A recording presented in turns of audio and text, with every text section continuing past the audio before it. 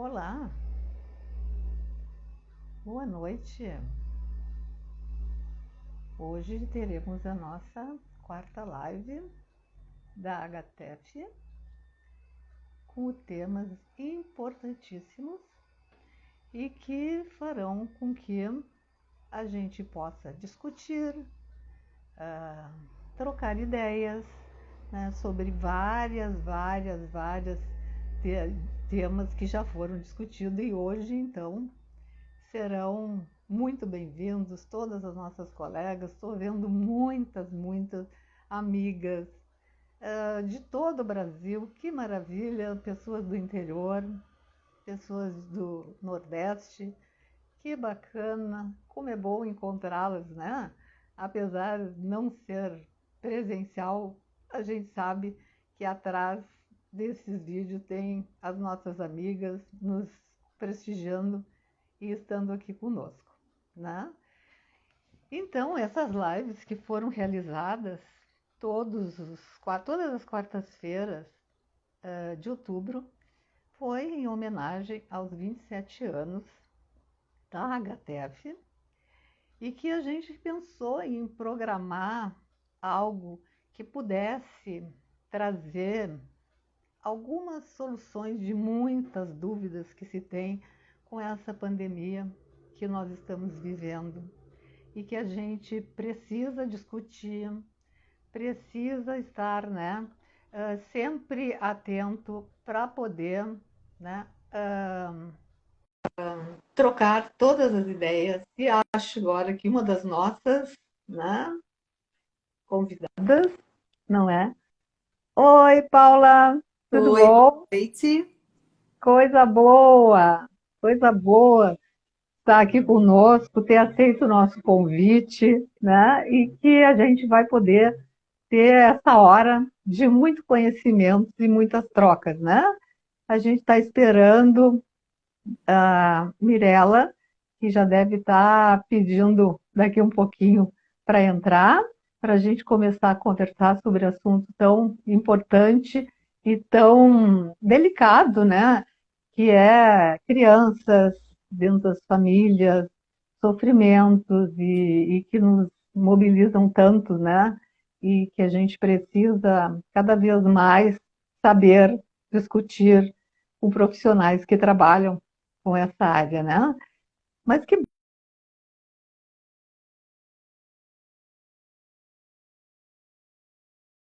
foi muito bacana e Não sei agora se voltou, agora voltou normal. voltou, né? Uhum. Voltou. Acho que estamos bem, né? Eu vi que Então eu estava colocando, né? Como é bom a gente conhecer pessoas que a gente só via de nome, não tinha oportunidade de encontrar, né? E por uma situação peculiar como essa, né, a gente acaba se encontrando e fazendo uma boa relação de conhecimentos, né? Então acho isso fundamental nesse momento, né?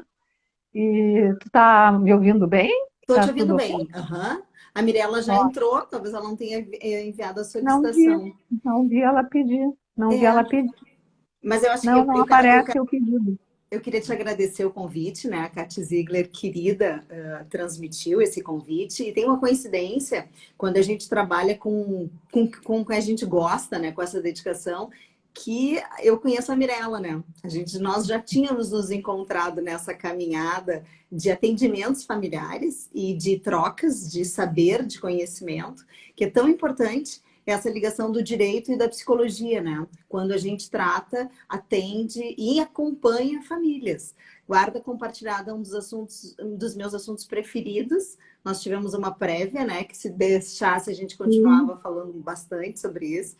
E é um isso, grande né? prazer estar aqui para a gente montar redes, né? E trazer informações. Eu acho que isso é super Exatamente, importante. porque com a pandemia, né, a gente no consultório recebeu muitas famílias com conflitos em função de ou estarem se separando e precisando, né, usar todos esses recursos da advocacia, da psicologia, né, e, e, e aprender sempre, mesmo fora de pandemia, tudo que a gente pode dar de melhor de conhecimentos e possibilidades de ajudar tanto as crianças que nos preocupam muito, né? E as famílias que ficam atrapalhadas com essa situação.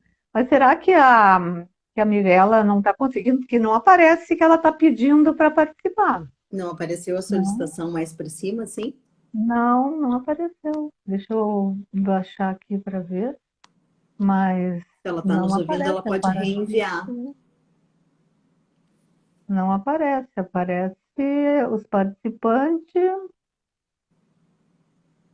Ah, para trás tem uma permissão para a Mirella. Ieda, lá atrás deve ter, mas não desce mais, eu já desci tudo. Mirella está aguardando tua autorização para entrar, mas ela não aparece ela pedindo. Ela pode, talvez, enviar novamente? Eu acho melhor, porque aqui tu apareceu automaticamente, eu te aceitei. E aqui diz que ela pediu, mas não apareceu Sim, o sim. pedido. Aqui está escrito mesmo, aguardando autorização, mas não aparece o pedido, entendeu? Então eu não tenho como aceitá-la, né? Mais atrás, eu já fui bem lá no início e não tenho o pedido dela. Interessante, ela podia pedir de novo, né? Fazia o favor, Que a gente né? pode começar, até porque tem um pessoal que está aí. Até nós já tínhamos combinado que uma introdução seria feita, né, a partir Sim, das eu vou definições. te apresentar, então, por favor, Eu acho que eu como a vou te gente vai, porque a apresentar. Mirella vai pegar esse momento, né? Ela entra no Isso, gancho e a gente produz. então tá. Então, a nossa colega Paula Brito é advogada de família, advogada colaborativa, capacitada pelo Instituto Brasileiro de Práticas Colaborativas, formada teoricamente pela Clínica de Psicoterapia do Instituto de Moderação e autora do Manual de Separação. Isso eu fiquei muito curiosa, depois de terminar, vou procurar esse manual. E eu tinha pensado, né, de a gente começar em duas questões que sempre tem confusão, né?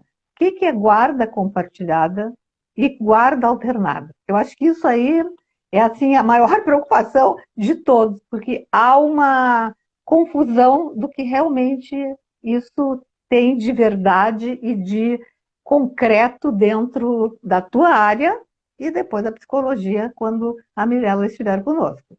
Esse assunto é tão polêmico que talvez tu fizesse a pergunta trazendo a confusão. Na verdade, não existe guarda alternada. Nós temos apenas dois tipos de guarda, a unilateral e a guarda compartilhada. E eu acho bem importante essa pergunta e ela tem uma introdução que é necessária quando a gente vai pensar nos primeiros conceitos familiares históricos, né, com base em famílias, numa sociedade patriarcal, onde a gente tinha o pai como provedor e a mãe como cuidadora.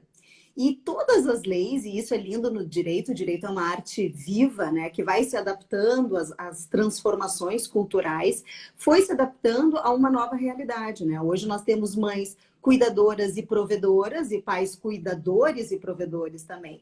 E a lei, com o tempo, foi se adaptando. O nosso Código Civil, ele entrou em vigor em 2003, e nessa época havia previsão unicamente da guarda unilateral, que era a guarda, e a lei ainda dizia assim, para aquele que tiver melhores condições. E ela acabava provocando uma diferença do poder familiar, né? Enaltecia aquele que exercia a guarda unilateral e dava ao outro o direito de visitar, pagar os alimentos e visitar. Questão de posição muito desigual, né, ao longo da história.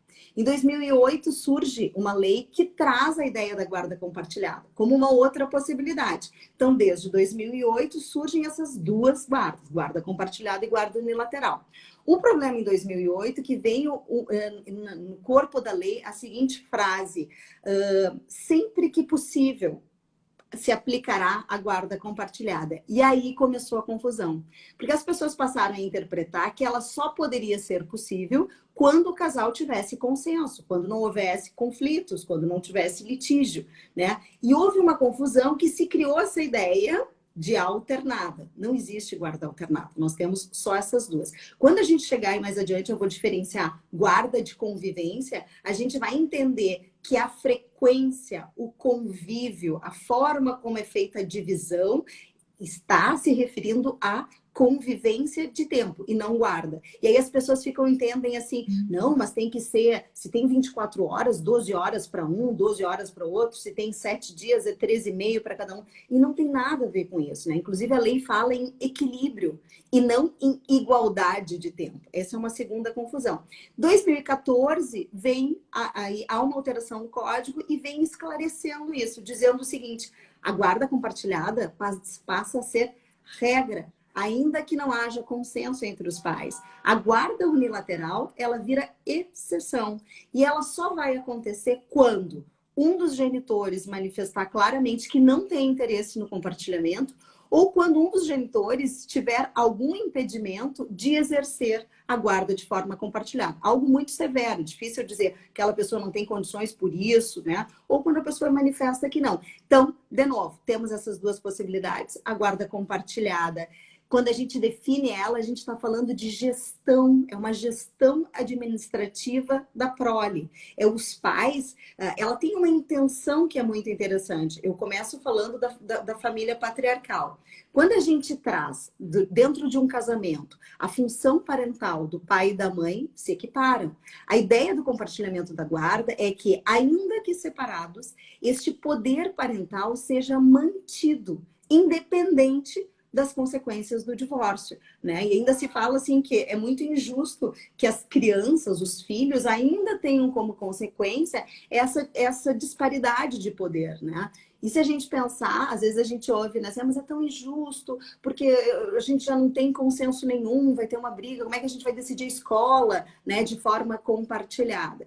Existem muitos estudos que mostram que a guarda compartilhada, quando ela traz os pais para esta mesma posição, ela também possibilita reestruturar, recombinar. É quando a gente fala em corresponsabilidade, em coparentalidade, né? É um exercício de aceitação, de negociação, porque a lei se preocupou em priorizar o melhor interesse da criança e não dos pais. Eu, às vezes, atendo mulheres que dizem assim, ó, porque eu não vou deixar.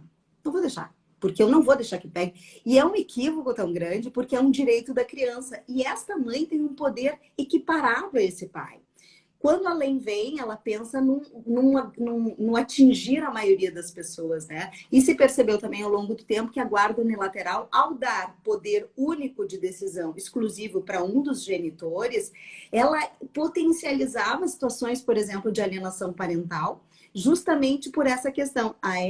Não queria me separar, houve um fato traumático, então não vou deixar ter acesso aos filhos, não vou deixar que seja do jeito que gostaria. Acabava que o conflito ficava muito maior, né? Com esse poder muito grande, e o outro tinha apenas o direito de visitação.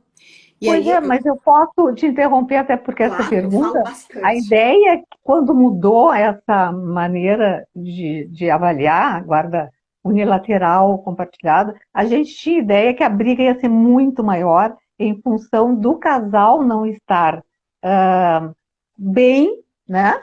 E não se preocupar com o bem-estar do filho ou da filha, né? Isso depois a gente se deu conta, né? Que foi ao contrário. Realmente isso ajudou muito, né? Mas a primeira instância assim, que se ouviu, como que isso, né, podia ser melhor. Dava a impressão que não.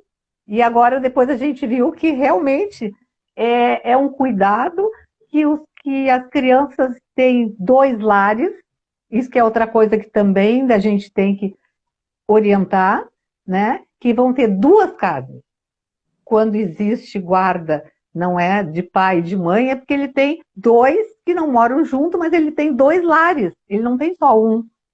Isso também foi bem, assim, é essa ideia, ou as ideias são diferentes. Eu acho que esses conteúdos são bem interessantes, né, de a gente poder discutir, né? Se a gente pensar que a lei é 2014, ela é muito recente. Ela é muito recente para a gente já ter o domínio, né, e a noção exata das consequências dela. Mas certamente, ao acompanhar famílias, então eu digo de forma concreta, o ganho, a gente traz também um novo conceito da visão positiva do conflito, né? As divergências. Eba, ela entrou. Eba! Ah, deu Boa certo. noite, Boa noite, tudo bem, meninas? tudo bem? Eu vou deixar a Paula terminar o pensamento, depois eu te apresento e a gente faz um diálogo interativo, tá? Tá, Paula, termina o teu raciocínio. Não, Paula. eu acho, eu acho interessante essa questão da residência, né? Eu trago primeiro essa questão do pouco tempo, né? Então, é muito comum mães, justamente por esse histórico familiar, terem um medo muito grande, uma resistência muito grande ao compartilhamento da guarda, né? A lei diz uma coisa que é interessante. Como é que eu acolho uma mulher apavorada dizendo eu não quero essa tal de guarda compartilhada? A lei determina que seja fixada uma base residencial. É o que a gente tinha como custódia física antes. Então, assim, ainda que haja um compartilhamento, fica determinado se a base residencial vai ser materna ou paterna. Por que essas questões são importantes? É importante para a fixação do pagamento dos alimentos, porque a guarda compartilhada também é um entendimento equivocado, ela não isenta do pagamento, o pagamento permanece. E hoje, recentemente, a gente conversou aquele dia, algumas poucas decisões estão surgindo, trazendo uma ideia de uma dupla residência. São poucas decisões, são decisões polêmicas, mas isso é legal também no direito de família. Cada caso é um caso, então aqueles casos em que flui muito bem a combinação entre os pais, onde financeiramente eles contribuem e dividem os custos, está se aceitando a ideia de uma dupla residência. Então, acredito que vá, ao longo do tempo, ainda ter outros ganhos, né, atrelados a cada uma das situações.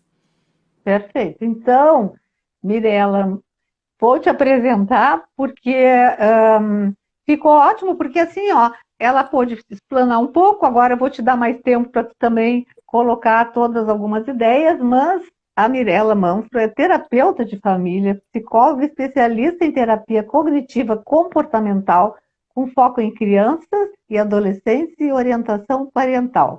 Então, assim, nós estamos com uma dupla excelente de conhecimento sobre esse tema que a gente está colocando. E eu tinha, no primeiro momento, tinha colocado para a Paula, né, que a polêmica maior, e ela até explicou, mas para saber como é que a gente andou até agora, né, se existia diferença e qual a diferença em guarda alternada e guarda compartilhada. E Guarda aí, unilateral e compartilhada.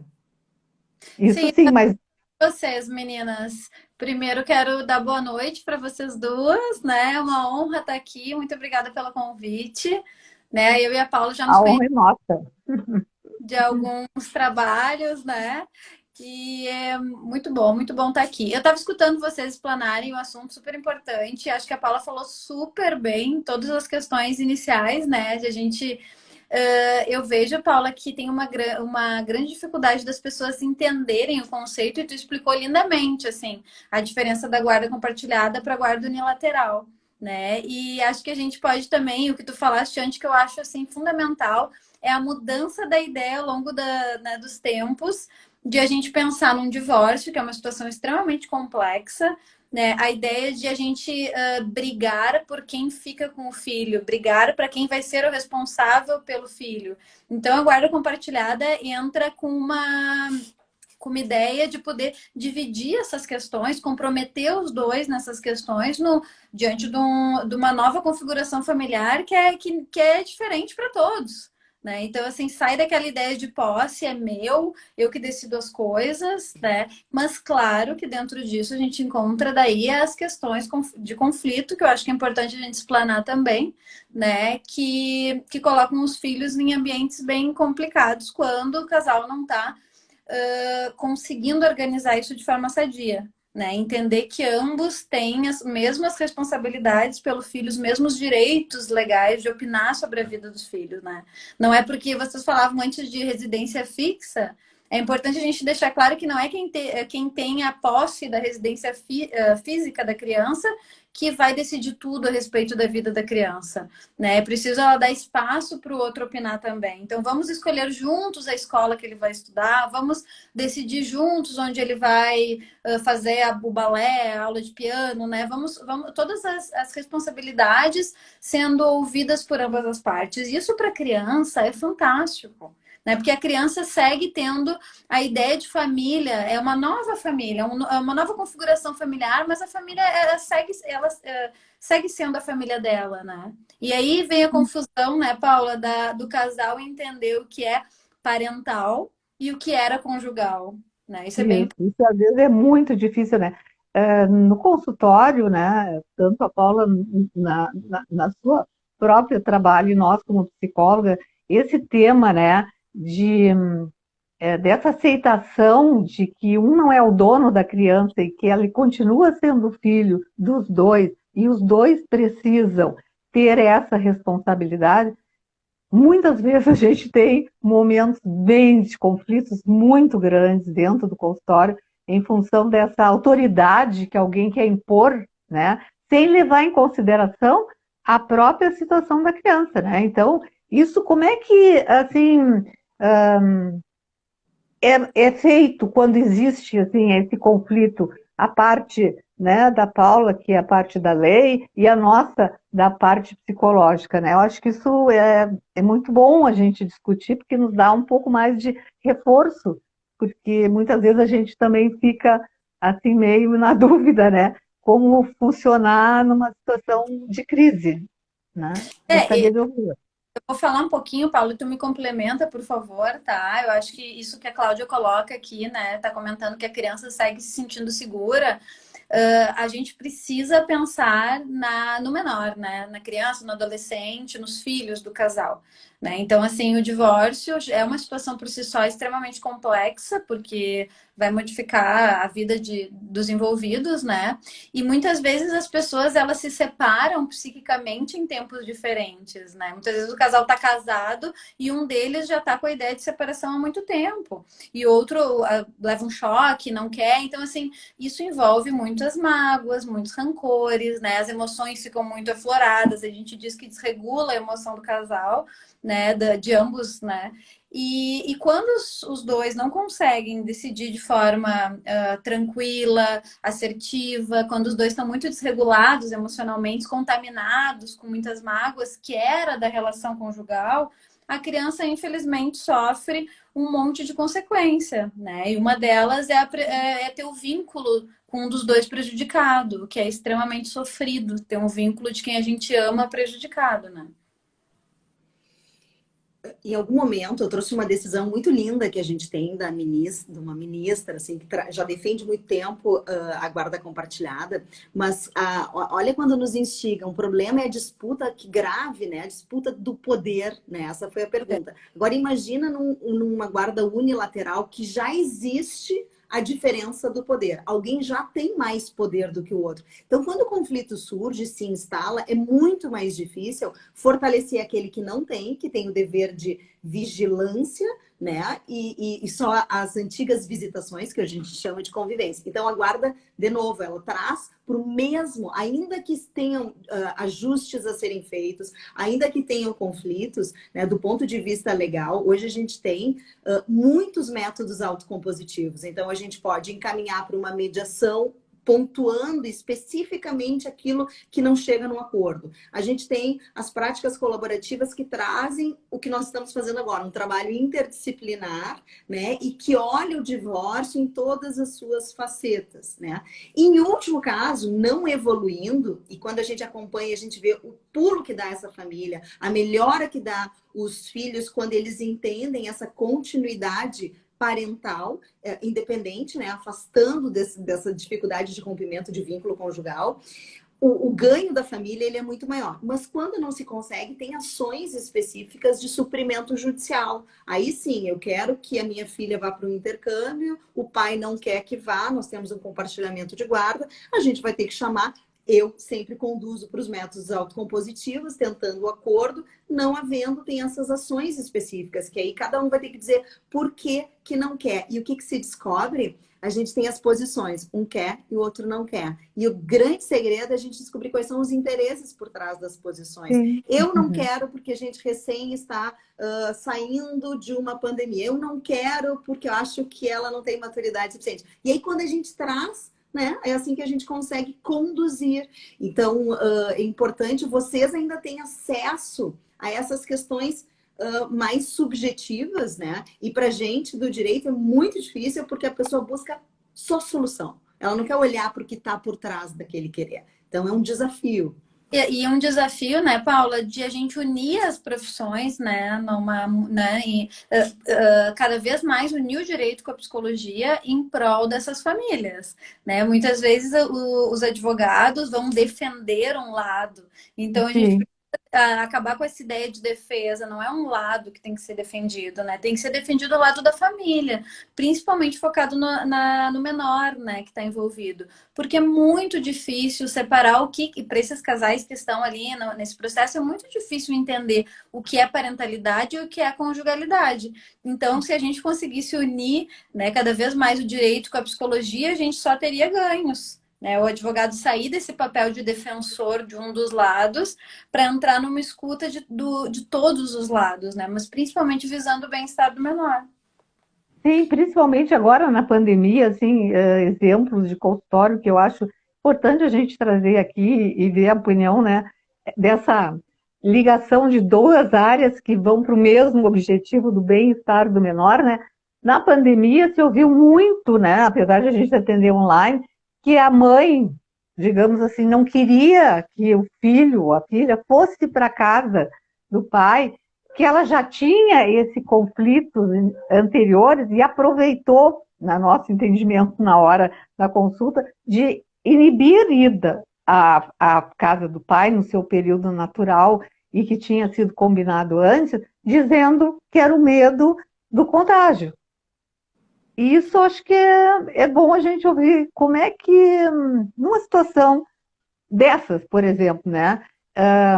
Quais são as orientações que vocês poderiam dizer que funcionaria bem? Pode ser até que a gente tenha feito, mas aqui é bom a gente ouvir ao viva cores o que vocês diriam sobre uma situação dessa. E eu acho que nessa situação, não sei qual que é a tua opinião, Paulo, mas eu acho que nessa situação a gente é bem taxativo, né? Ambos têm o mesmo direito de convivência com a criança. Então, qual é a diferença de estar com um e estar com o outro diante de uma pandemia? Ele podia usar o mesmo argumento. Então, eu quero que o filho fique comigo e não te visite, porque, né? Enfim, aí falta um grande olhar para essa criança, para a necessidade dessa criança de manter esse vínculo, principalmente no período, né, em todos os períodos, mas principalmente no período complexo como o da pandemia, né, ela estar segura do direito de ir e vir, para ter contato com esse genitor que é parte da vida dela. Então, assim, a gente já entra numa coisa assim de falta de empatia total, né? E aí que entra o nosso papel para orientar essas famílias que muitas vezes acreditam que estão certas, né? Eu vi a Paula comentando antes um caso que a mãe disse, eu não vou deixar ele ir porque eu não quero, e não existe isso, né? Então aí entra a justiça, aí entra o direito para dizer para ela, barrar ela, né? Barrar, colocar um limite nela. Não vai mais fazer o que tu acha que tu pode fazer, tu precisa respeitar o seu filho, né? Então, né, nesse sentido, eu acredito que entra muito a nossa função de orientar essas famílias, né? E de forma taxativa, desculpa. Não. E de forma taxativa também dizer o seguinte, o direito ao convívio é da criança. Não há um direito a ser exercido pelos pais. E os pais têm, na sua ideia de 50% para cada um, a mesma, né? O mesmo acesso aos filhos. Mas a pandemia, eu vou dizer assim, a pandemia foi um desafio muito grande, principalmente em lares que já haviam conflito, né? Para fazer compor. E aí tem desde a ideia do como é que se preservava, se usava máscara, se saía para a rua, se não saía, todos esses conflitos vieram. Muitas ações, muitas decisões, né? Recentemente tem um enunciado do Instituto Brasileiro de Direito de Família que na maioria dos conflitos a orientação era manter o acordo anterior, né? Aquilo que ficou estipulado, né? Dando aquele voto de confiança. Bom, ele tem tanto direito quanto, né? Mas eu acho que ela foi muito rica no seguinte ganho. Primeiro, a questão da indisponibilidade, né? A gente não fazia acordo prevendo pandemia. A partir de agora, os acordos vão prever, sim, situações excepcionais que a gente não dá conta. Então, a gente vai ter que pensar em saídas. Segundo, foi a readaptação das famílias, né? Muitas famílias acabaram adaptando a convivência, fazendo diferente daquela que ficou acordada, homologada, e acabaram descobrindo que deu certo. Então, a gente falou que não existe guarda alternada, mas existe um outro instituto que é a convivência, que é onde fica definido pernoites semanais, finais de semana alternados, divisão de férias. É esta questão organizacional que sofreu grande adaptação, né? Muitos conflitos, mas muita gente, e eu contei isso para vocês, eu tenho uma opinião pessoal como advogada, como mãe, né? A questão da alternância, uma semana para cada um. Não gosto, nunca gostei, se me pergunta, eu dou a sua opinião. Mas muitas famílias acabaram utilizando desta forma, né, por entender período de contágio, né, várias outras questões. E ao voltar, porque as escolas voltaram, também tem essa questão. Hoje as crianças estão, a grande maioria, nas escolas, né? Os pais estão vacinados, as questões todas já sofreram alterações. E elas, ao voltarem, perguntaram: a gente pode manter como estava? E às vezes um pedido da própria criança, que estava gostando assim, que ficava melhor uma semana na casa de cada um para não ficar no ir e vir. Não sei se Sabe, Paula, aconteceu isso contigo. sim, tu sabe que eu tenho visto e eu tenho vários pacientes adolescentes que trazem essa questão, assim, eu acho mais fácil ficar uma semana com cada um. E aí também tem, assim, né, eu entendo a tua opinião.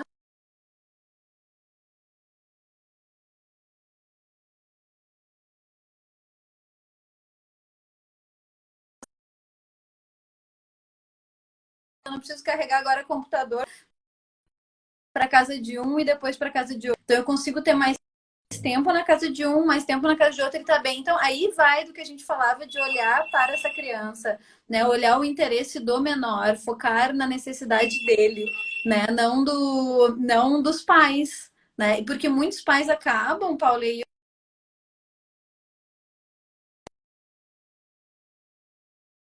para jogar sujo com o outro, né? Então, assim, não, coitado do meu filho ter que ficar fazendo mochila, é perigoso na questão. Então, eu acho melhor não ir. Mas não tá pensando se aquela criança não tá com saudade, se não tá com se para ela tá bem, né? Assim, um dia uma advogada me perguntou, mas Mirella, não é complicado os famosos filhos mochila, né? Que falava que ficava andando de mochilinha para outro.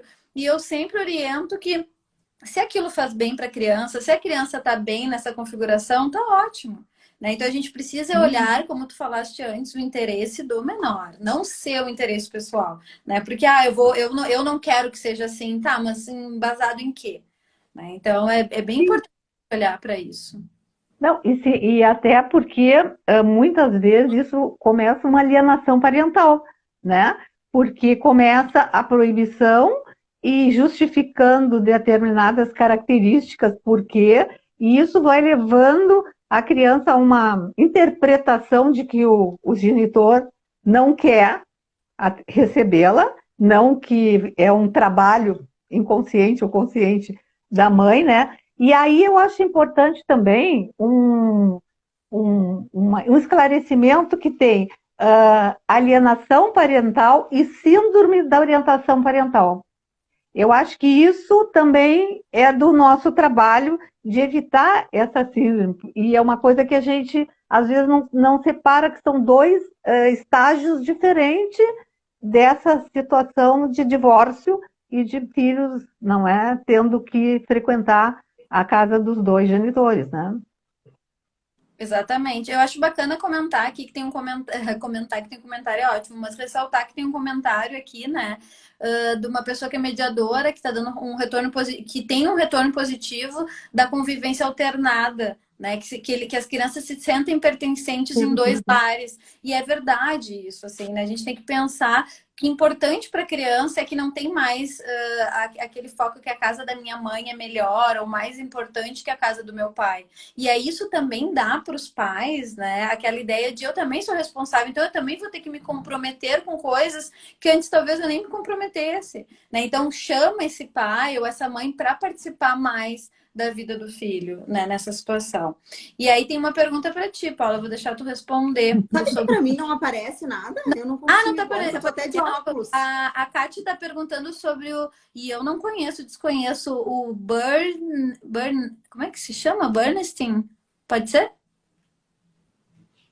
Para mim não, gente, para mim não tem. Eu acho que é a questão da guarda nidal, né? É uma notícia que saiu recentemente. Ah. Será que seria isso? Pode ser. Baixa na tua. Mas enfim, eu acho que a gente pode comentar um pouquinho. Tá certo, era sobre isso mesmo que ela queria saber. Se tu tá, Então, como é que... só para eu não perder, assim, ó, eu acho que duas coisas importantes, né? Primeiro, essa questão de olhar as famílias dentro de suas peculiaridades. Isso é a primeira questão. Uma regra, ela não vai funcionar para 100 famílias que não vão funcionar da mesma forma. Assim como a convivência alternada funciona muito bem, né? Os casos que eu tive eram de adolescentes que retornaram com essas questões, outros não. Então, assim, um bom acordo, uma boa condução, seja na área que for, é levando em consideração a parte funcional daquela família, né? Às vezes já vem com históricos anteriores de coisas que funcionavam e a gente acaba valorizando, né? Depois a gente também vai entrar na questão da alienação parental, mas, de novo, a guarda compartilhada, ela inibe essa questão. A mãe cuida, o pai não cuida, é que o teu pai vai em festa e a mãe não foi, então eu não quero, né? A gente acaba atribuindo, e se enxerga isso, atribuindo uma desaprovação na conduta do outro, né? E sim, de novo, essa pessoa alienadora, ela detém algum poder e ela acaba fazendo isso. O que nos leva para aquele limiar, né, do poder, que isso eu vejo muito difícil nas minhas clientes, principalmente, até onde a gente pode atuar. Né? Eles, olha, é só o pai das crianças, não é marido, não é ninguém que tu possa, não, mas eu quero. Ontem eu atendi um homem que me dizia assim, ó, ela liga no final de semana para saber se eu já dei o banho e para saber se eu botei protetor solar no dia do sol. Então, assim, quando a gente percebe esses vínculos que não foram rompidos, né, e essa dificuldade de atuação, a guarda de novo vem e enaltece os dois e diz, eu disse para ele, diz para ela que tu é o pai das crianças. Ponto, né? Esse é o fato. E começa, Paula, só para te complementar, começa a aparecer questões no consultório, no sentido, e para mim é o top 10 das questões, é assim, como é que eu faço se na casa do meu ex-marido, na casa do pai das crianças,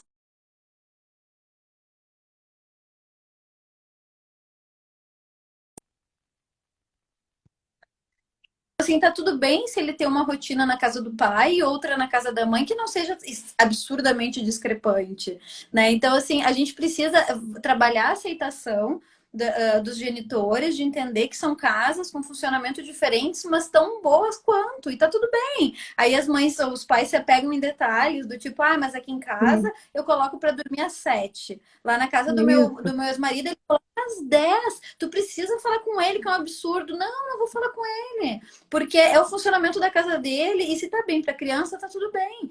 Claro, se não está dando prejuízo para a criança, obviamente. Mas a gente tem que cuidar dessas sutilezas e não achar que a rotina vai ser a mesma em duas casas. Não existe, né? É isso aí. Tem que ser bem falado. Acho que realmente o que nós estamos nos dando conta, assim, que o diálogo entre esse casal divorciado que tem a guarda, né, compartilhada, possa vir juntos no consultório, porque o que mais nos complica na nossa área é que, às vezes, o outro não quer comparecer junto com a mãe, o pai não quer comparecer com a mãe, e isso deveria ser também uma lei que mostrasse que é obrigado. A gente trabalha, a gente questiona, a gente convida, né? Mas essa resistência de a gente poder sentar como a gente está agora, conversando, trocando ideias, e fica unilateral, quer dizer, vem a criança com o pai, daí outra vez vem a criança com a mãe, e aí as coisas não entram numa uniformidade, num objetivo só. Né? Então, isso também deveria, na minha opinião, assim, haver assim, guarda compartilhada e numa necessidade, participarem, sabe? E de Assim, novo, também como uma orientação fixa. claro, e de novo olhando para o bem-estar da criança, né? E é assim, bem importante que tu tá colocando. Isso. Eu faço, quando eu estou atendendo esses casos, né? Eu costumo fazer, assim, até grupos de WhatsApp, onde eu vou dar devolução de alguma questão da criança, que eu vou incluir os dois, assim, né? A gente pode usar as facilidades das mídias digitais hoje, né? Isso, E os agora dois sim, né? forçados a participar, né? E também, que eu acho bem bacana, a gente chamar a madrasta, chamar a padrasto, chamar pessoas que convivem, que estão ali no dia a dia com a criança e que às vezes assumem uma função super importante na vida delas, né? Então, assim, a Olha, gente. babás e cachorros também. Exato, babás, pessoas que sabem do dia a dia da criança e que vão somar para isso, né? E Exatamente, só né? para complementar o que vocês estavam falando, né, que alguém está comentando aqui, Paula, que seria aquela questão dos filhos ficarem em casa, na residência Não, original. eu estava tentando só chegar. É assim, Sim, ó, e eu nunca, eu te confesso que para mim isso é novidade, assim, né? Eu nem tinha tá, pensado sobre é o que a gente chama de guarda nidal. Ela não está prevista no nosso ordenamento. A Maria Berenice Dias já trazia essa ideia há um tempo atrás, já tem discussão em relação a isso. Em vários outros países, isso é uma das guardas legais de cada um deles. Eu já passei por 3 situações assim, e vou dizer para vocês assim, ó, porque olha só, a lei, ela é um balizador, ela vai lá e diz o que pode e o que não pode, mas quando a gente adapta isso que eu estava falando, da parte funcional da família, a gente pode criar também questões de funcionamento, né? Então, a guarda nidal acabou acontecendo, acompanhei famílias que funcionaram assim, elas não permaneceram muito tempo, depois até porque elas, pela lei, tem que ficar definida a guarda compartilhada, mas funciona assim, os pais é que saem, as crianças permanecem naquela residência, na residência familiar, e eles, pelo menos a experiência que eu tive, eles fizeram experiências assim, a mãe ficava uma semana na casa, chegava o pai, a mãe saía. Então, eles compartilhavam o mesmo lugar. Por que foi bom e positivo nas famílias que eu acompanhei? Pelo período de transição, pela permanência da rotina, pela preservação daquilo que é conhecido em relação, né, dos filhos, assim. Então, a sensação das perdas foram amenizadas. E a gente também, aí vem a questão patrimonial, às vezes as pessoas se divorciam ou elas não têm condições financeiras naquele momento, ou elas tomam atitudes provisórias. Bom, eu tenho que achar um lugar para morar, eu vou alugar próximo à casa deles. Esse período, ele é muito instável, né? É um período muito difícil, que esse tipo de guarda, né, acabou facilitando. Então, dava tempo para as pessoas se restabelecerem. Depois, uma despedida daquele lugar, ou ficou definido num dos casos que a mãe permanecia, o pai foi para um outro. Então, assim, é bem-vindo e complementando a lei, que se tivesse uma lei de cumprimento, né, um bom acordo, a convivência bem estabelecida, regrinhas de participação, acompanhamentos médicos, não é garantia, né? A gente não obriga Bom, mas afeto, é a gente não... uma suposição e uma ideia já para a pessoa se Exatamente. coordenar dentro dessa nova Pedagógico, proposta. né? Assim, ela Isso. se compromete. E quando os protagonistas, os pais, se comprometem e constroem entre eles um acordo, a chance de cumprimento ela é muito maior. E quando está no papel, também tem ações de descumprimento. Aí tem o que se fazer, né? Claro que, de novo, não tem como impor afeto, impor bom senso, impor responsabilidade. Mas algumas coisinhas a gente constrange. Essa é a grande questão, eu acho. Tem uma questão importante nisso que tu está trazendo, né, Paula? A questão do patrimônio. Às vezes é muito difícil. O casal só tem uma casa onde ele mora e chega a separação e eles precisam vender aquela casa para conseguir seguirem as suas vidas.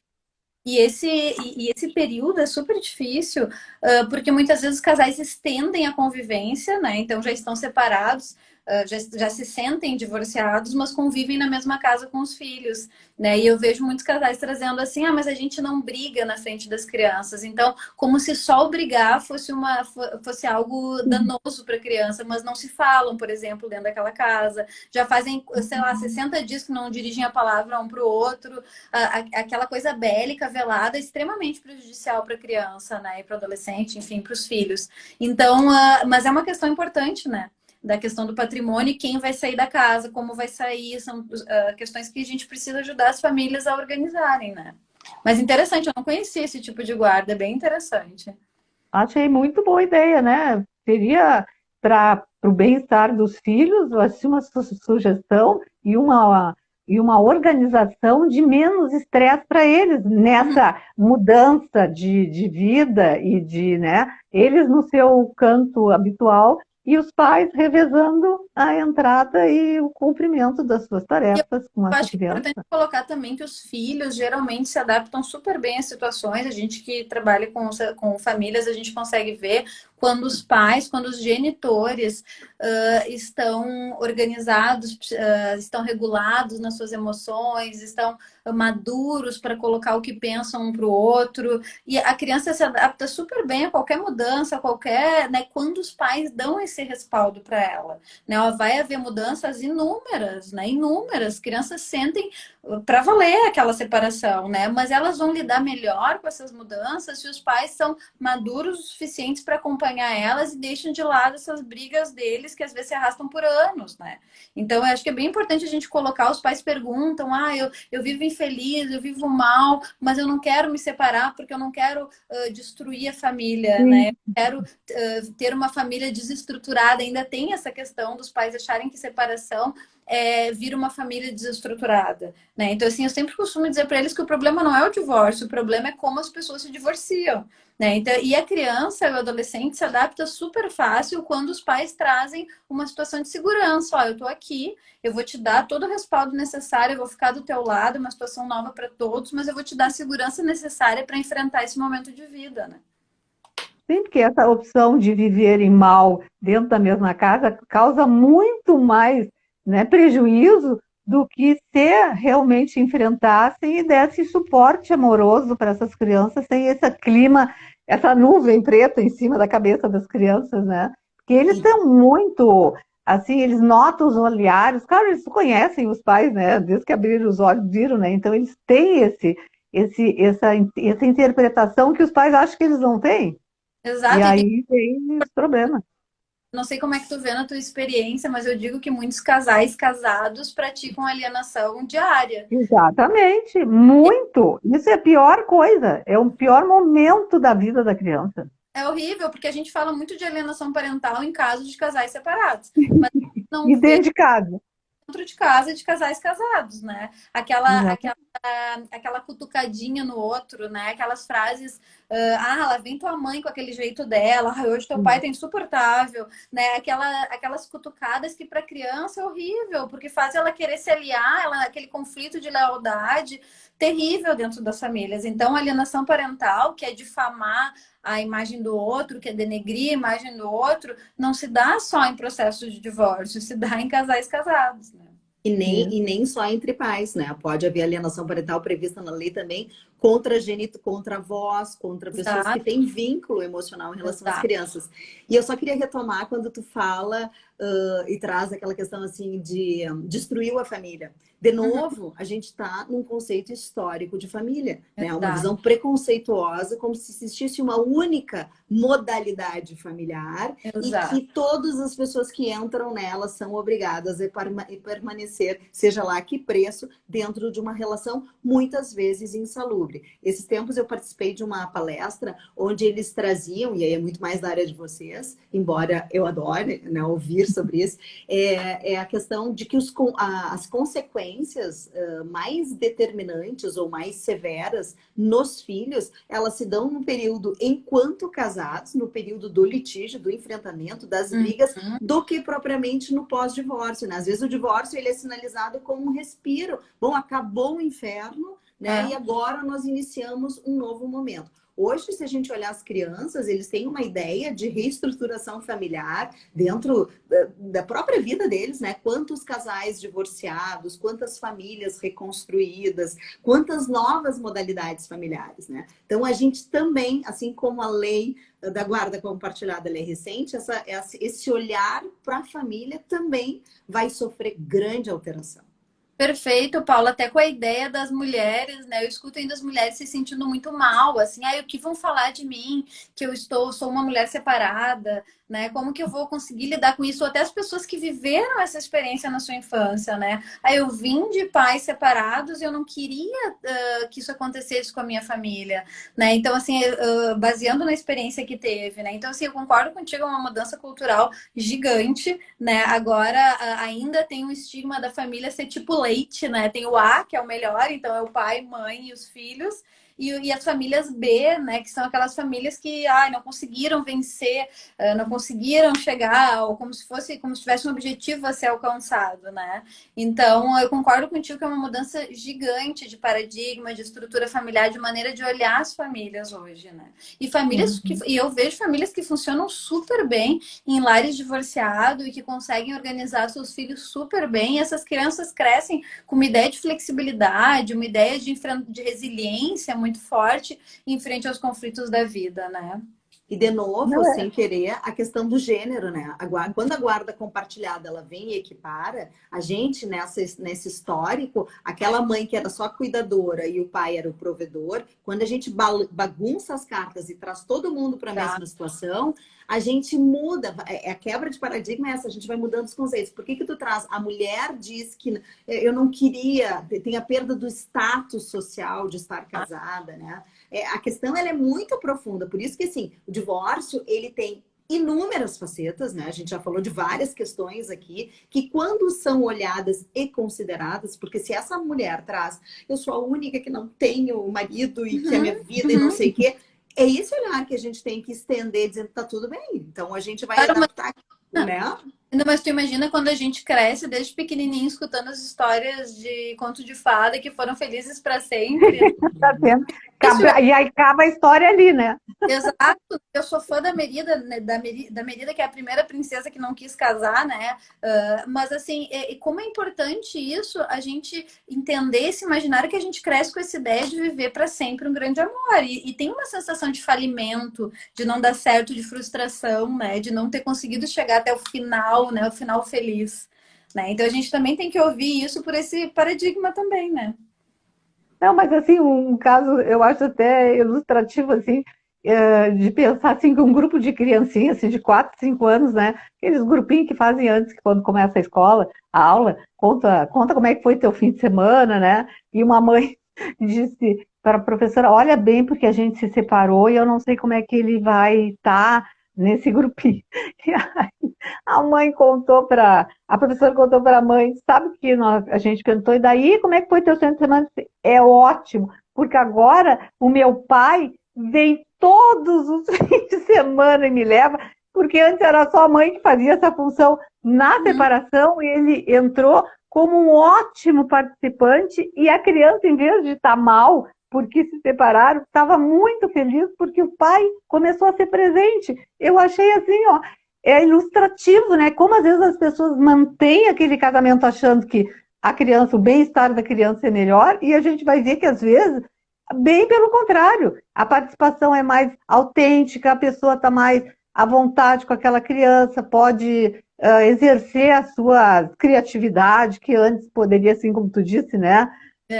Mariela, né? Aí lá vem a tua mãe com aquelas brincadeiras ou qualquer coisa assim, né?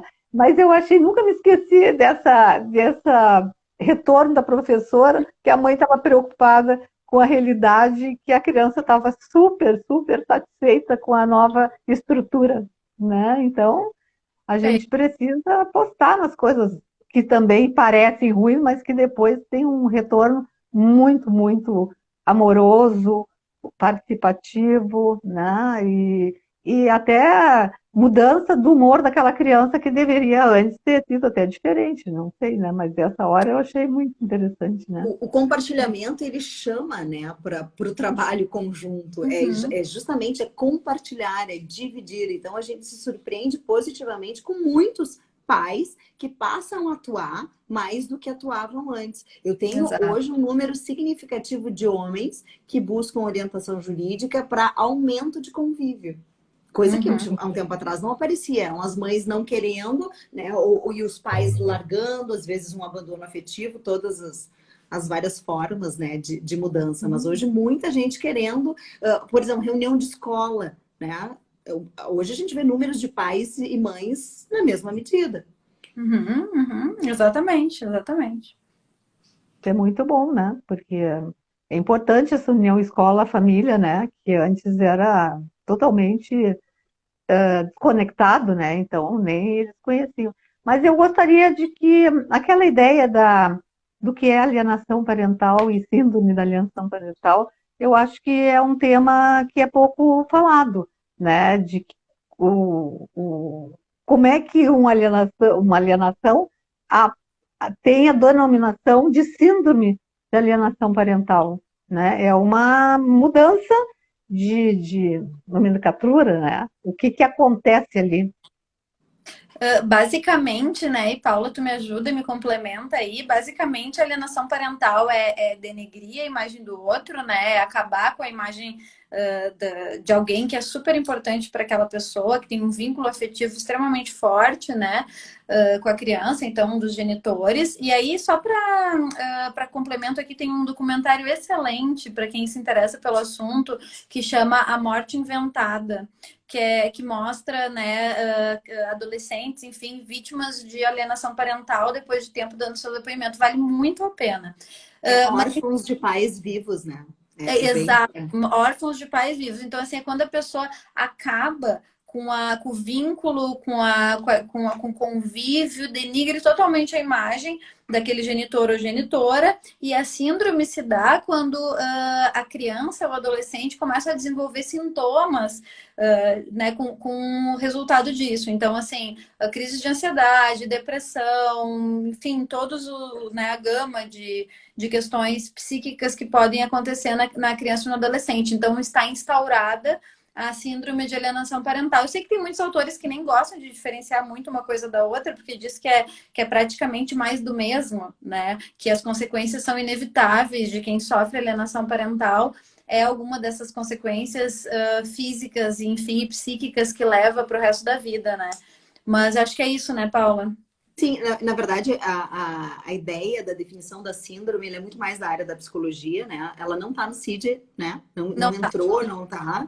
E o direito, do que eu posso dizer assim, ó, dentro do judiciário, é um desconhecimento muito grande da síndrome, mais ainda, né? Mas da própria alienação parental. A definição legal é essa, é a desconstrução da imagem do outro com a intenção de rompimento de vínculo, né? As consequências, eu tenho várias famílias, hoje ainda fiz quesitos falando, na verdade um dos meus quesitos colocados é se havia essa percepção da própria síndrome, né? E faço referência à síndrome como uma consequência. E aquilo já está instaurado, tem a questão de morte inventada muito clara, das falsas memórias, né? Mas eu diria o seguinte, ainda tem toda, né, essa polêmica de alteração da lei, se a lei é válida, não é válida, se ela é importante, não é importante, eu acho ela extremamente fundamental, mas ela também está no caminho de adaptação social, assim, ela sempre existiu. Hoje a gente tem a figura do autoalienador, se fala do autoalienador, né? Quando é o próprio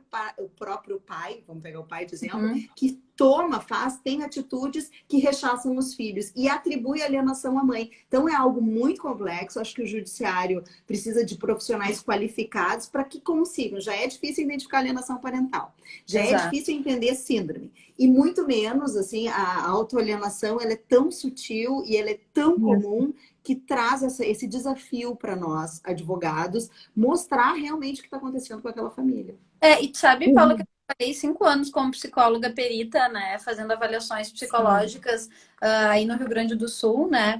E assim, como a gente é carente desse aporte da psicologia nesses casos, assim, porque a gente precisava de muito mais para ajudar essas famílias, né? Meus amores, olha aqui, ó. Eu estou adorando vocês, tá? Mas o relógio não nos adora. Então, eu não poderia terminar, não é? Porque a gente pode ficar muito tempo falando que é um tema instigante, é um tema apaixonante, é um tema que a gente precisa falar para a mente ficar bem conhecida de tudo que se pode.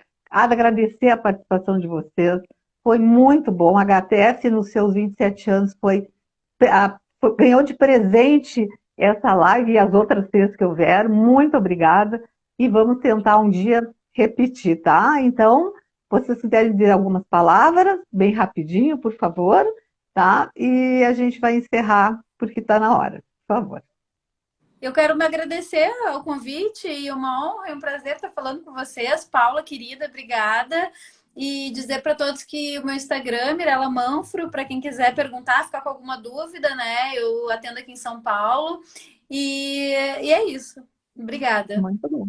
Super obrigada a todos pelo convite. Kati, que está nos acompanhando aqui também. Queria dizer que Manual da Separação, que teve essa curiosidade, é um livro que fala sobre os passos do divórcio. E está vindo um livro novo que fala só sobre isso que nós estamos falando. Como orientar pais na condução da parentalidade. Excelente. Maravilha. Deixo também a citação de um filme muito bom, que é A Lula e a Baleia, que é um filme de uns adolescentes que acabaram a família separando e como eles sofreram e como eles se adaptaram a essa nova realidade. É Lula e a Baleia. Vale a pena ver, tem no Netflix, muito bom. Complementa tudo que nós estamos falando. Obrigada, meninas. Até a próxima. Beijo para vocês. Tudo de bom. Tchau, tchau. Tchau.